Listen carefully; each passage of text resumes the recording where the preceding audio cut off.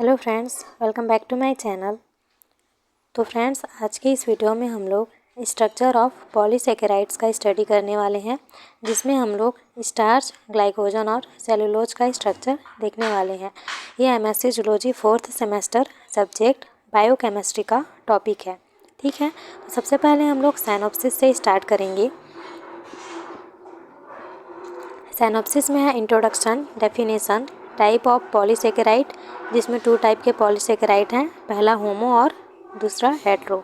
उसके बाद हम लोग देखेंगे स्टार्च, फिर देखेंगे सेलुलोज, उसके बाद देखेंगे ग्लाइकोजन, फिर देखेंगे कंक्लूजन और लास्ट में देखेंगे रेफरेंस। सबसे पहले हम लोग इंट्रोडक्शन देखते हैं। तो पॉलीसेकेराइड कार्बोहाइड्रेट मॉलिक्यूल होते हैं जो फूड सोर्स में अधिक मात्रा में पाए जाते हैं।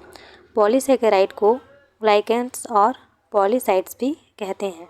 ठीक है, ये क्या में अधिक मात्रा में पाया जाता है? जो फूड सोर्स होते हैं उसमें सबसे अधिक मात्रा में पाया जाता है। ठीक है, यह हाई मॉलिक्यूलर वेट वाला कार्बोहाइड्रेट है जो हाइड्रोलाइसिस द्वारा मोनोसेकेराइड के 2 या अधिक मॉलिक्यूल्स ग्लाइकोसाइडिक बॉन्ड द्वारा जुड़कर बनते हैं। ये सिंपल शुगर के पॉलीमेरिक एनहाइड्रेट होते हैं। पॉलीसेकेराइड के बहुत सारे कंपोनेंट होते हैं, D and glucose. D glucose polysaccharide का कॉमनेस्ट कंपाउंड होता है। पॉलीसेकेराइड लीनियर एंड ब्रांच होते हैं जो ग्लाइकोराइडिक बॉन्ड द्वारा जुड़कर बनती है। पॉलीसेकेराइड के 2 टाइप्स होते हैं, पहला होता है होमोपॉलीसेकेराइड और दूसरा होता है हेट्रोपॉलीसेकेराइड। ये फंक्शन बेस पर भी 2 टाइप्स के होते हैं। पहला है स्टोरेज न्यूट्रिएंट जो डाइजेस्टिव होता है और सेकंड है स्ट्रक्चरल इनडाइजेस्टिव। अब हम लोग देखेंगे एग्जाम्पल। तो जो स्टोरेज होता है वो उस टाइप का जो पॉलीसेकेराइड है वो क्या में होता है? स्टार्च में होता है, ग्लाइकोजन में होता है और ग्लैक्टोजन में होता है। उसके बाद स्ट्रक्चर में देखेंगे तो सेलुलोज और काइटिन एक्सेट्रा में होते हैं। उसके बाद हम लोग सेकेंड देखेंगे डेफिनेशन। तो पॉलीसेकेराइड जैव अणुओं के प्रमुख वर्ग हैं। वे कार्बोहाइड्रेट अणुओं की लंबी श्रृंखलाएं हैं जो कई छोटे छोटे मोनोसेकेराइड से बनी होती है। ये जटिल माइक्रोमोलिक्यूल्स एनिमल सेल में एनर्जी का एक महत्वपूर्ण सोर्स का कार्य करता है। उसके बाद हम लोग देखेंगे टाइप्स ऑफ पॉलीसेकेराइड। पहला देखेंगे होमोपॉलीसेकेराइड। तो इस टाइप के पॉलीसेकेराइड में एक ही टाइप के मोनोसेकेराइड यूनिट्स होते हैं। इसका एग्जाम्पल है सेलुलोज इज ऑन अनब्रांच्ड होमोपॉलीसेकेराइड जो ग्लूकोज मोनोमर के साथ बी ग्लाइकोसाइडिक बॉन्ड द्वारा जुड़ा रहता है। ग्लाइकोजन इज ब्रांच्ड होमोपॉलीसेकेराइड जो ग्लूकोज मोनोमर से अल्फा ग्लाइकोसाइडिक बॉन्ड द्वारा जुड़ा होता है। ठीक है, आगे देखेंगे हेट्रोपॉलीसेकेराइड।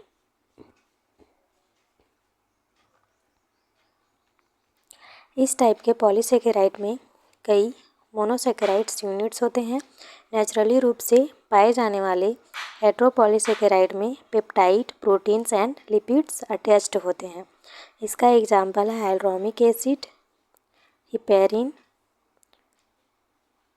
कॉन्डोटाइन, sulphate, chitin etcetera. Function basis divide into 2 types. ठीक है, पहला देखेंगे डाइजेस्टिव टाइप, स्टोरेज और न्यूट्रिएंट। यह प्लांट एंड एनिमल के लीवर, मसल से स्टोर पॉलीसेकेराइड होते हैं जो बाद में बॉडी फंक्शन के लिए एनर्जी में कन्वर्ट हो जाते हैं, जिनका यूज किया जाता है। इसका एग्जांपल है स्टार्च जो प्लांट में होता है और ग्लाइकोजन एनिमल्स में। ठीक है, आगे देखेंगे स्ट्रक्चर पॉलीसेकेराइड इनडाइजेस्टिव। ये पॉलीसेकेराइड प्लांट के सेल वॉल में फॉर्मेशन में सहायक होते हैं तथा एनिमल के स्केलेटन का पार्ट बनाने में स्ट्रक्चर मैकेनिकल सपोर्ट प्रोवाइड करते हैं। इसका एग्जांपल है सेलुलोज और काइटिन। अब हम लोग देखेंगे स्टार्च। ठीक है, तो स्टार्च क्या होता है? यह प्लांट में मुख्य रूप से पाया जाता है, स्पेशली रूट में, ट्यूबर्स में, सीड्स में और फ्रूट्स में। कार्बोहाइड्रेट स्टोरेज करते हैं और इसके बाद में एनर्जी के रूप में यूज किया जाता है। यह अनाज, फलियां and potato and other vegetables में प्रेजेंट होते हैं।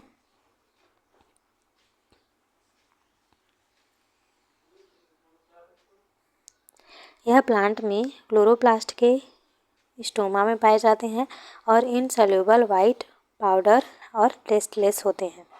इसका केमिस्ट्री देखेंगे तो स्टार्च के 2 कंपोनेंट होते हैं, एमाइलेज और एमाइलोपेक्टिन का मिक्सचर होता है।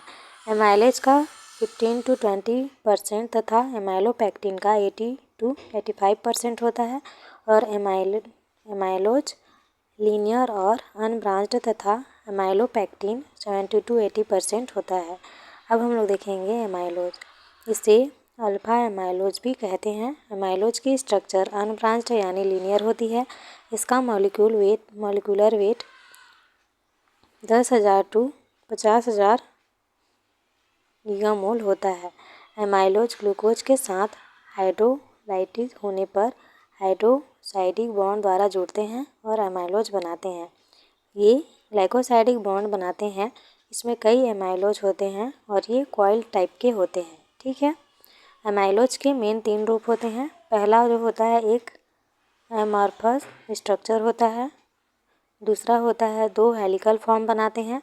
एमाइलोज अपने आप में एमाइलोपेक्टिन बनाने के लिए डबल हेलिक्स में बांध देता है जिससे स्ट्रक्चर बन जाती है। ठीक है, ये एमाइलोज का स्ट्रक्चर है। तो आप लोग स्ट्रक्चर को प्रैक्टिस करेंगे। ठीक है, जितना ज़्यादा प्रैक्टिस करेंगे उतना ही अपने आप में आता जाएगा। इतना ज़्यादा कठिन नहीं है, सेम स्ट्रक्चर बार बार बॉन्ड से जुड़ा होता है, उसको प्रैक्टिस करना है। ठीक है, आगे हम लोग देखेंगे एमाइलोपेक्टिन। तो एमाइलोपेक्टिन को बी एमाइलोज या आइसो एमाइलोज कहते हैं। मॉलिक्यूलर वेट 50,000 to 10 लाख है पर मॉलिक्यूल में। ठीक है, 300 से 500 ग्लूकोज सब यूनिट प्रेजेंट होते हैं। Same basic chain alpha 14 glycosidic bond amylose but side chain alpha 1 6 glycosidic bond chain से अटैच्ड होता है, जो आइसोमाइलोज से सिमिलर शो करता है। एमाइलोपेक्टिन ग्लूकोज 1 कार्बन के 4 कार्बन से अल्फा L4 तथा ग्लूकोज 1 कार्बन 6 कार्बन से ग्लाइकोसाइडिक बॉन्ड द्वारा अटैच रहता है तथा ब्रांच्ड स्ट्रक्चर बनाता है। ब्रांच्ड में ग्लूकोज सब यूनिट्स के नंबर 20 to 24 होता है, वाटर सॉल्युबल होता है तथा जल्दी ख़राब हो जाते हैं। ठीक है, यहाँ पे इसका स्ट्रक्चर दिया गया है एमाइलोपेक्टिन स्ट्रक्चर। ठीक है, तो आप लोग इसको भी अच्छे से देख लीजिएगा और इसका भी प्रैक्टिस कीजिएगा। ठीक है, आगे हम लोग देखेंगे properties and uses of starch. White smooth amorphous powder like form में होता है। यह सामान्य टेम्परेचर पर वाटर, अल्कोहल, ईथर के रूप में सॉल्युबल होता है। इसको गर्म करने पर 250 डिग्री सेल्सियस पर गर्म करेंगे और बड़े टुकड़ों के रूप में टूट जाता है, जिसे डेक्सटिन कहते हैं। यह potato, rice, wheat, sweet potato and bananas में प्रेजेंट होते हैं, जो हमारे लिए फूड सोर्स होते हैं। ठीक है, आगे हम लोग देखेंगे ग्लाइकोजन। तो ऑक्यूरेंस देखेंगे, it is major reservoir food in animal so called animal starch. Osmotically inactive होने के कारण मैनी फंजाई एंड बैक्टीरिया में प्रेजेंट होते हैं। Glycogen liver and animal muscle में स्टोर होते हैं, जो बाद में एनर्जी के रूप में यूज किया जाता है। ठीक है, लीवर में ज़्यादा मात्रा में ग्लाइकोजन स्टोर होते हैं। ग्लाइकोजन एनिमल सेल में स्टार्च ग्रेन से स्मॉल पार्टिकल में होते हैं। HO+ और KOH के साथ मिल्क बचाकर टिश्यू से आइसोलेटेड कर दिया जाता है। ठीक है, ग्लाइकोजन एक एनिमल स्टोरेज पॉलीसेकेराइड है। अब हम लोग आगे इसका केमिस्ट्री देखेंगे। तो ग्लाइकोजन एक होमोपॉलीसेकेराइड है। होमोपॉलीसेकेराइड होने के कारण रिपीटिंग मोनोमर्स सेम होते हैं, जैसे अल्फा डी ग्लूकोज मॉलिक्यूल। ठीक है, अल्फा डी ग्लूकोज मॉलिक्यूल एक दूसरे से जुड़े हुए होते हैं। अल्फा से 4 ग्लाइकोसाइडिक बॉन्ड से जुड़े रहते हैं। चूँकि ग्लाइकोजन एक ब्रांच पॉलीसेकेराइड है, जहाँ ब्रांच पॉलीसेकेराइड है वहाँ अल्फा 1 6 ग्लाइकोसाइडिक बॉन्ड होगी। ठीक है, यहाँ पे इसका स्ट्रक्चर है, तो स्ट्रक्चर आप लोग बना लेंगे ग्लाइकोजन का। ठीक है, आगे हम लोग देखेंगे properties and uses of glycogen. Liver glycogen glucose reserve के रूप में कार्य करता है, जिसे हेपेसाइट तब जारी करता है जब सामान्य रक्त शर्करा के स्तर को बनाए रखने की आवश्यकता होती है।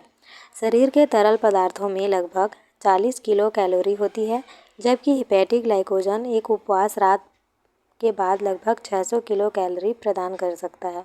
ग्लाइकोजन भंडार से ग्लूकोज कंकाल और हृदय की मांसपेशियों में कोशिकाओं के भीतर रहता है और मांसपेशियां के कारण काम से ऊर्जा स्रोत के रूप में यूज किया जाता है। ठीक है, आगे हम लोग देखेंगे सेलुलोज। अक्यूरेंस देखते हैं। Cellulose is extra cellular polysaccharide because it help in formation of cell wall in plant. ठीक है, बायोमोलिक्यूल एंड बायोस्फीयर प्रचुर मात्रा में होती है। सेलुलोज प्लांट में प्रेजेंट होते हैं। ठीक है, ह्यूमन सिस्टम द्वारा मेटाबॉलिक प्रोसेस नहीं होता है। It's plant main carbohydrate. Cellulose is present to special B enzyme जो डाइजेशन करता है। Cellulose and glycosidic bond B glycosidic bond बनाता है, स्पेशली बी ग्लाइकोसाइडिक बॉन्ड बनाता है। केमिस्ट्री देखेंगे। Cellulose is structural polysaccharide because it help in formation of plant cell wall. Molecular weight is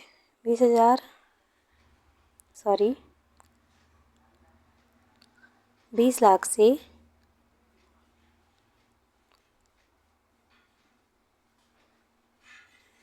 इसका molecular weight 20,000 से 20 लाख तक होगा। ठीक है, यहाँ पे एक जीरो ज़्यादा लग गया है, आप लोग इसको सुधार लेना।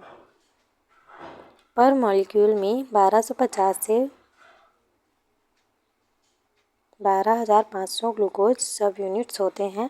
जब ग्लूकोज मॉलिक्यूल एक H2O रिमूव कर कार्बन दूसरे ग्लूकोज के कार्बन 4 के साथ बी ग्लाइकोसाइडिक बॉन्ड द्वारा जोड़ते हैं तो सेलुलोज बनाता है। ठीक है, बी ग्लाइकोसाइडिक बॉन्ड को ब्रेक डाउन करने के लिए पार्टिकुलर एंजाइम की आवश्यकता होती है, जिसको बी एंजाइम की आवश्यकता होगी। ठीक है,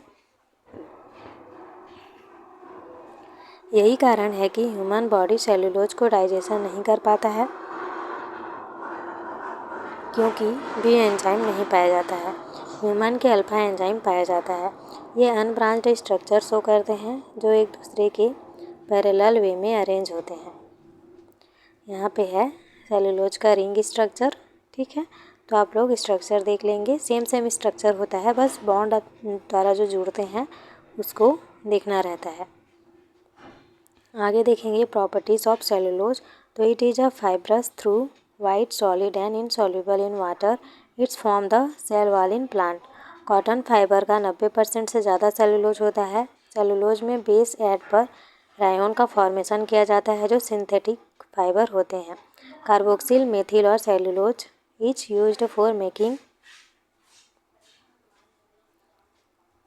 आइसक्रीम्स। ठीक है, आइसक्रीम होगा। रूट फंजाई एंड बैक्टीरिया भी सेलुलोज प्रोड्यूस करते हैं।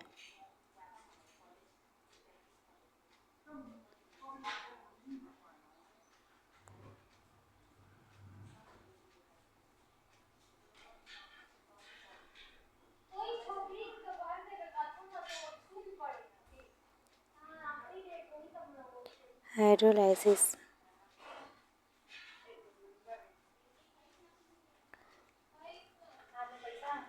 सेलुलोज एक निष्क्रिय मटेरियल है,